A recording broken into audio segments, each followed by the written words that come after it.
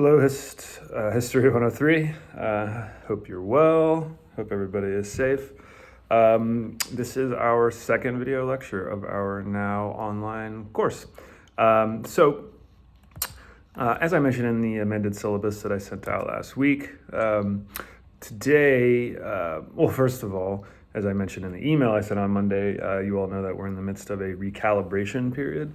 So technically there is no class until tomorrow, Thursday the 2nd. I'm filming this on Wednesday, April the 1st. But our schedule is not going to change as per the amended syllabus. So you'll have a midterm examination next week that by the time you see this video will already be posted on Blackboard. It's obviously done from home, and you'll need to upload your answers to Blackboard. So I have the exam being due on Monday, April the 6th. However, I know that this weekend there are religious holidays. So if you are prevented from completing the midterm examination due to religious reasons by Monday, April the 6th, just email me and we can work out something. I can give you an extension for a couple of days. So don't worry too much about that. But if you're not, I would like to ask you to send them by Monday, April the 6th, so I can start getting grades entered into Blackboard. Having mentioned Blackboard, I'd also like to note that I am tomorrow, which is Thursday the 2nd, finally am gaining access to Queens College so that I can get my papers and grade them. This is a pretty specific set of circumstances that I have to follow, but basically I can only go tomorrow at 3 o'clock. So all of that is to say that I think I'll have all of your grades entered into Blackboard by Friday. That's the plan. So all of the, most importantly, the primary source essays, your first primary source essay. And again, then your midterm will be next week. So once I have all my papers, I'll be able to get everything graded quickly.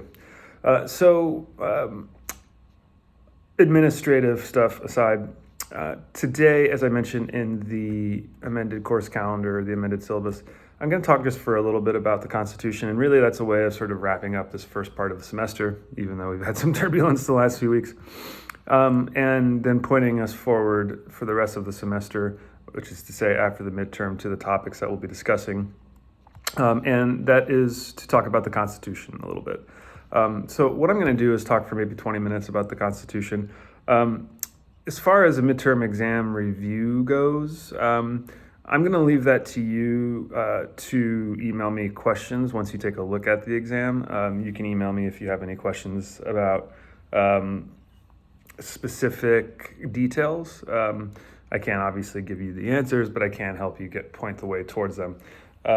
So now let's talk for a little bit about the Constitution, and then we'll wrap up this video and I'll let you get started on your midterms. So as I talked about in last week's video lecture, the so-called critical period, the 1780s was, and as many of you correctly noted in your discussion board responses, that was a period in which there was a lot of worry, a lot of questioning about whether or not the United States as an independent nation would continue to exist. Was it a nation that would fall apart, or was it one that could remain at least somewhat unified? Right, and we talked about, for example, the many different conflicts that existed within the United States, class conflicts, for example. Many of you noted those, and you discussed Shays' Rebellion, which is a major, threw a major scare, I should say, into leaders of the early United States. We also talked about, for example, the weaknesses of the Articles of Confederation as a first United States governmental framework, that it, for example, and this is just review, excuse me, did not have the power to regulate trade. The Articles of Confederation did not have the power to directly tax the states or American citizens, so that it was, in sum total, a very weak national government, one that was so weak that it caused many people, many observers inside and outside the United States to assume or to postulate that the United States would fail as an independent nation. And the most common prediction in the middle of the 1780s was that the United States would actually break up into several distinct nations. There would be a New England nation and a Mid-Atlantic nation, a Southern nation. Now, we know that didn't happen, but the reason it didn't happen is the subject of today's talk, which is the Constitution. So, and here I'm still looking at the slideshow that's entitled A New Nation, or Founding a Nation, excuse me. Again, you have access to all of these on Blackboard. This PowerPoint slide, if you go all the way down to a slide entitled A New Constitution, is where I'm picking up. So I'm going to discuss 3 slides, or 4 slides, I suppose, with reference to the Constitution, and then let you go to do your midterm. But everything we just talked about last week and everything I just reviewed, is the background context for the meeting of the Constitutional Convention, which, if you look at your first bullet point, met in Philadelphia in the summer of 1787. The idea was we must ask delegates from the 13 states to come together. We must find a way to first revise the Articles of Confederation. Another way of saying that is, how can we make some changes, we might say some tweaks to the Articles of Confederation, so that the nation does not fall apart, right? So that it remains unified. This was the initial idea, and a revision of the Articles of Confederation, but it quickly changed from revision, as you see on the slide, to creation, meaning that, and if you scroll to the next slide, there's a picture of him, James Madison, a member of the convention from Virginia, had devised a plan to replace the Articles of Confederation to create a new government that quickly became known as the Virginia Plan, because James Madison was a Virginian. And this plan would completely flip the Articles of Confederation on their head and give ultimate political power, as you can see, to a much stronger national government. Excuse me, a little LaCroix, my favorite. Again, completely flipping the Articles of Confederation on their head. It would have created an extremely powerful national government. Still a fear for many people living in the 1780s, right? Thinking about the prior war for independence from the extremely powerful imperial government of the British Empire. A counter plan was offered called the New Jersey Plan, again named so because the delegate who offered it was from New Jersey, which proposed to keep political power, that's what sovereignty means, power, in the individual states, to create a balance between the power of a national government and the state governments. And so all of the discussion that was had pivoted on these basically 2 plans, and over the course of the summer of 1787, much of the debate that the Constitutional Convention conducted was a debate about the merits of these 2 plans. And as we'll see, ultimately, the Constitution created a government that is a mixture of the 2, a compromise, if you will. Getting down to our last point, this discussion between the Virginia Plan and the New Jersey Plan ultimately revolved around a concept called the creation of an extended republic. Now, just as a reminder, and this is something we talked about both last week in the video lecture and had previously discussed, the Constitutional Convention's overarching goal was to create a stable republic, meaning a country in which the people govern themselves without, in the absence of a hereditary monarchy and aristocracy. An extended republic is a political science term to describe the problem facing the Constitutional Convention, okay, and there were 2 of them. One, how do we create a republican system, a representative system, over an extensive geographical space?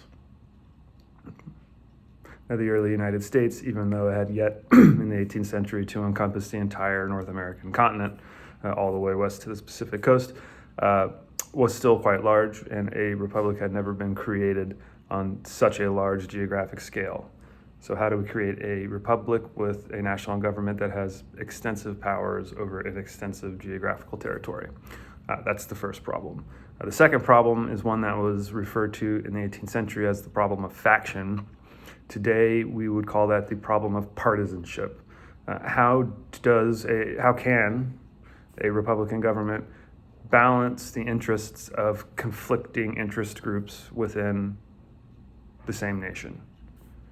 How is it possible to create a republic that will allow for conflict and dissenting opinions, but which will not undermine the stability of the country? And as we'll see moving forward after you take your midterm, the first topic that we're going to discuss is the growth of political partisanship, or the problem of faction growing larger in the 1790s. So if you stroll down to well, you could stroll, but scroll down to the next slide of text, also called a new constitution.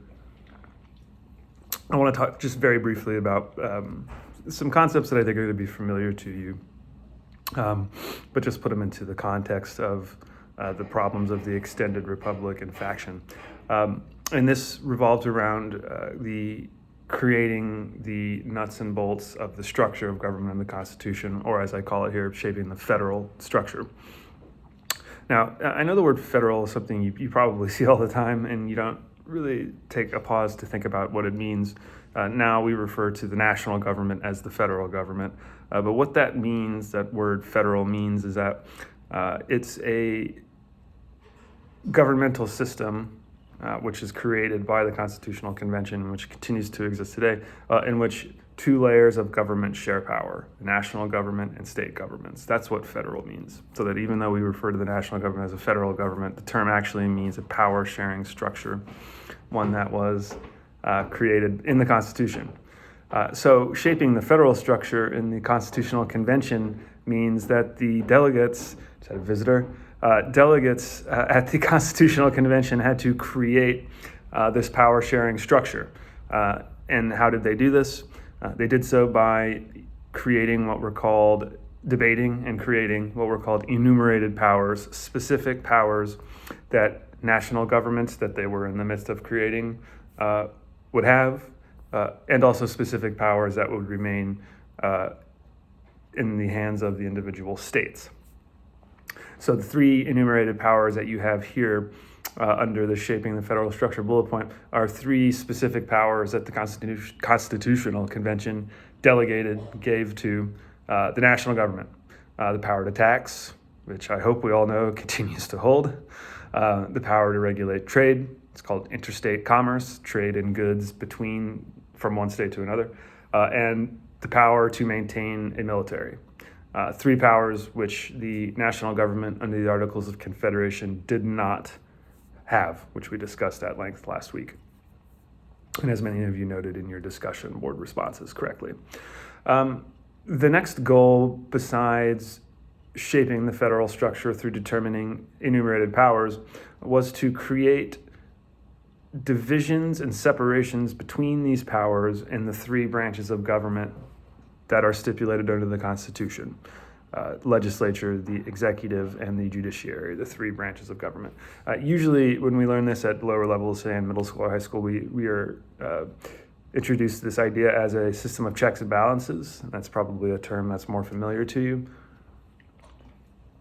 Another way of putting it is that the powers of the individual branches of the government are divided and separated from each other in such a way that one branch of the government may not accrue so much power that it could act as a tyrant, which was the biggest fear of the 18th century framers of the Constitution. So the three branches of government, I hope, are familiar to us: the legislature, right, the Congress, National Congress, the executive, headed by the president, and the judiciary, the national court system. Much debate was had over what the checks and balances, how these powers would be separated and divided, would be. Some of the ones that I think are most familiar to us are for example, executives' ability to exercise a veto over laws created by Congress. Another that is probably familiar to us: the judiciary, the Supreme Court, can declare laws made by Congress, actions by the president, unconstitutional. There are more, but those are the two probably most commonly well-known checks and balances. In the end, getting down to the last point, after much debate about division of separation of powers, but also about determining representation between large and small states, a compromise was reached. And that was called at the time the Great Compromise. It determined representation in the legislature, the United States Congress. Small states wanted representation to be equal. That was a part of the New Jersey Plan. Large states wanted the representation in Congress to be proportional, so larger states have more representatives, smaller states have fewer. In the end, this compromise created two houses of Congress, which continue to exist today. The lower house, the House of Representatives, proportional. The state gets a proportionate number of representatives to their population, while the upper house, the Senate, gets two. And this is the system that we know and love, right? So those are the briefly important actions of the Constitutional Convention. And now I want to shift gears and get down to the last two slides because I want to talk about slavery in the Constitution. Because what was clear at the time to the people who attended the Constitutional Convention and is very obvious to subsequent scholars is that out of all of the issues that were discussed at the Constitutional Convention about determining representation, about division and separation of powers, slavery was the issue that had the most potential to derail the entire process and prevent a constitution from being agreed upon.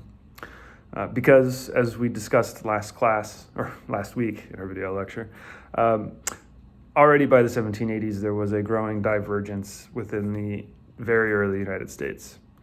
As we talked about in last week's video lecture, in New England and the Mid-Atlantic states, slavery was put on a path to extinction, so-called gradual emancipation. Whereas in the South, from the Chesapeake states of Virginia, Maryland, Delaware, and to the South, slavery not only continued to exist, but would continue to grow over time. So because there was a divergence in the United States as early as the 1780s, the question of slavery and its future was of utmost importance and had, as I said, the most potential to prevent the Constitution from being agreed upon. So in the first slide that's entitled Slavery in the Constitution, we have the main questions. What were the stakes? What were the specific issues? And the first was about the foreign slave trade. Should the United States government that's being recreated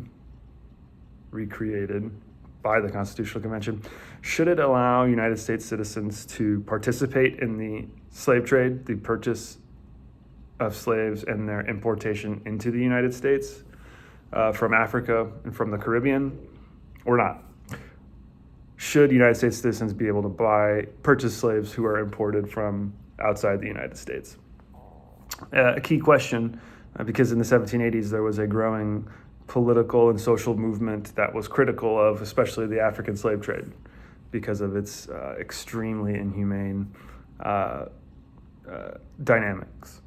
The second question had to do with congressional representation. Should slaves as individuals count for the purpose of determining a state's population and therefore, as we just discussed, the number of representatives each state was entitled to? A very important question that we'll come back to shortly. Third question, should there be any relationship between the institution of slavery and the national government's ability to tax American citizens? Another crucial question. Why? Because slaves were, as we know, property, legally speaking, and the question was, should they as property be taxed like other kinds of property? So those are the main questions. On the next slide, we're going to address the answers to them. But for the second bullet point, I want to just pivot slightly and think about the four basic constituencies that existed in the United States as of 1787 and their relationship to slavery and the slave trade. Because while we have to generalize here, it's still important for us to try to think about how different classes of people responded to both slavery as a political question, but also thought about the future of the United States with reference to slavery. And the first subgroup, Northern family farmers and urban wage workers, constituted the vast majority of Northern society in the 1780s. And by Northern, I mean New England, Pennsylvania, New Jersey, New York. Northern family farmers and urban wage workers made up somewhere around 85% of the free population of these free states of the North. They, in general, if we were to generalize, out of these four groups, were the most anti-slavery, largely because they were not wealthy enough to be slave owners, even in states like New York, where slavery would continue to exist for another 30 years after the Constitution. So they had no direct personal economic investment in slavery, and in many cases were hostile to it for moral reasons or for economic reasons. They feared that slavery being allowed, the promotion of slavery, would only empower slaveholders more to their detriment. So as or really the bulk of the Northern population, the lower and middle classes is the way to think about them, in general were hostile to the idea that the slave trade should continue. In general, believed that slaveholders should not be allowed to count slaves as people for the purpose of determining representation. In general, were favorable towards the idea that slaves should be taxed because they were held as property. The minority in Northern society, but which was a powerful and wealthy minority, were merchants, especially the Northeast, and especially in cities like New York City, for example, Boston, Philadelphia. These people, these Northeastern merchants, were, as I said, no more than 10 to 15% of the population, but they were the socioeconomically the upper classes, the wealthiest people in Northern society. They, perhaps surprisingly, were much more favorable towards the interests of slaveholders than we might suspect. Northeastern merchants often maintained business relationships with Southern slaveholders. They, for example, handled the sale and distribution of slave-grown commodities. So it wasn't uncommon, for example, for merchants in New York City to have deep business connections with slaveholders in Charleston, South Carolina, just to pick two major cities along the eastern seaboard. So Northeastern merchants were in general allied with slaveholders. So they, in general, viewed slaveholders favorably, and in Congress, representatives and senators who represented Northeastern merchant classes tended to vote with slaveholders on key issues involving slavery and the slave trade.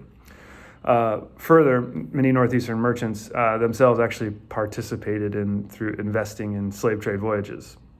So they would have preferred that the ability to participate in the foreign slave trade remain open. The third group, and in many ways the group whose views are the easiest to understand, are slaveholders themselves. Slaveholders, by the way, were about 35% of the free white population of the South at this time. So they were always a minority, which is sometimes forgotten in modern day discussions about American slavery. They, while they were a minority, were disproportionately wealthy in power in the southern states. And in general, slaveholders were very, very jealous of any possibility that the United States government might interfere with slavery somehow.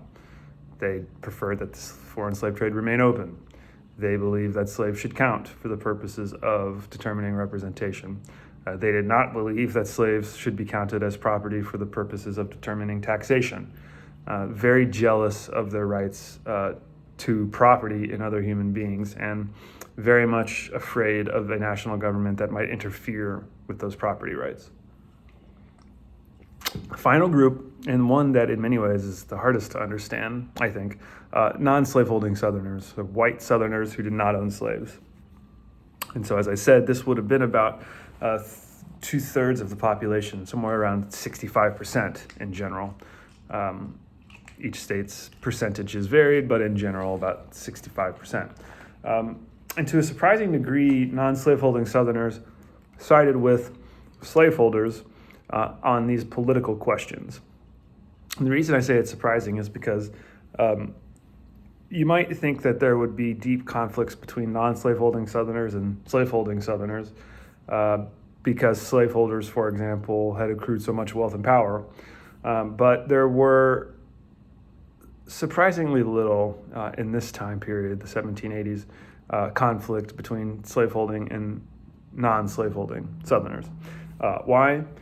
Because of an emergent ideology called white supremacy, right? That slave societies remained cohesive, in this case amongst its white population, because even if most white Southerners were not slaveholders, all could believe that white supremacy meant that non-slaveholding Southerners had a significant role to play in their societies. These questions about the slave trade, about congressional representation, about taxation, were resolved in a series of compromises, which is the hallmark of slavery in the Constitution. First, and most importantly, we want to note that if one were to read the Constitution as it was originally written, you will not find any reference, you won't see the words, I should say, slave, slavery, or slave trade. It was agreed at the Constitutional Convention that these words should not be used. Instead, there are awkward references to slavery without using the word slavery, such as persons held to service, aka slaves, or such persons, aka slaves, that everybody knew referred to slavery, and yet the Constitutional Convention had decided not to use those terms. So already with the language of the Constitution, we see a compromise. There are three specific areas where a compromise with regards to slavery and the slave trade appear. First, Article 1, Section 9, known as the Slave Trade Clause.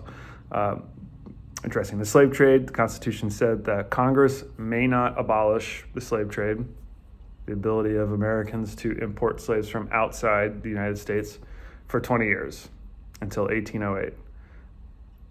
And that's all. It did not say what should happen in 20 years. It just said that Congress had a 20-year window where they could not abolish the slave trade. We're going to return to the slave trade issue after the midterm. So let's just keep that 20-year period in mind. The second, fugitive slave clause, so-called, which guaranteed the right of slave owners to recover such persons, that's the language in the slave trade fugitive slave clause, such persons who ran away from one state into another. Now everybody knew what such persons actually meant. It meant slaves. But this was something that was insisted upon by slaveholders. Why? Because they recognized that as some states began to abolish slavery, again, a process we talked about last class, that would create an incentive for slaves to run to those states. So they insisted that the national government protect their right, and they believed it to be a natural right to their own property, to recover fugitive slaves that ran from one state to another, from Virginia, for example, into Pennsylvania, from a slave state into a free state. The third area had to do with representation. It, at the time, was called the federal ratio. Today, we call it the 3/5 clause. And what this determined was that 3/5 or 60% of the slave population would count for the purpose of determining how many representatives each state got. So slaveholders got to count 60% of the slave population as people, therefore giving them a disproportionate number of representatives compared to the free population of their states. Sometimes this is expressed as it counted slaves as 3/5 of one person, And therefore it is dehumanizing, and certainly slavery was dehumanizing. But the way that this was thought about at the time is we'll count 60% of the slave population. These three compromises collectively created a powerfully ambiguous relationship of slavery to the Constitution because it allowed for divergent interpretations. You could make an interpretation, and people would in the future, that slavery was put on a path to extinction by the Constitution. You could make the argument in the opposite way, that slavery was fully protected in the Constitution and could never be interfered with by the national government. So its future was left in the air. Two key questions that we'll address after the midterm are whether or not slavery could expand into new territories, new states. This is not addressed in the Constitution. And secondarily, moving forward, is there any possible way the federal government could interfere with slavery?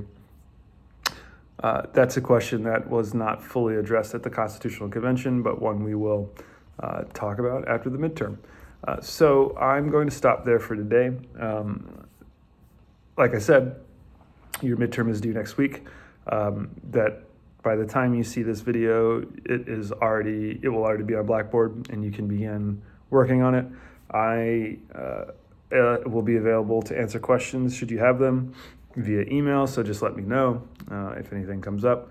And next Wednesday, because your midterm is due on Monday, I'm not going to record a video next Monday. I'll record one next Wednesday, and so then we'll be back on our schedule. That is in the amended course calendar, course syllabus. So again, let me know if you have any questions, and I hope you're all doing well, and have a good rest of your week. Okay, bye-bye.